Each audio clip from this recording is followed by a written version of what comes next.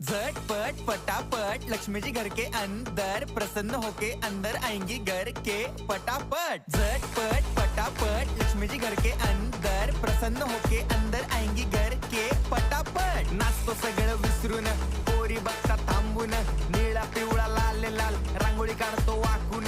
सणासुदीला रांगोळी काढ, भाऊचा बर्थडे रांगोळी काढ, नवीन वर्ष रांगोळी काढ, कलर उरला रांगोळी काढ।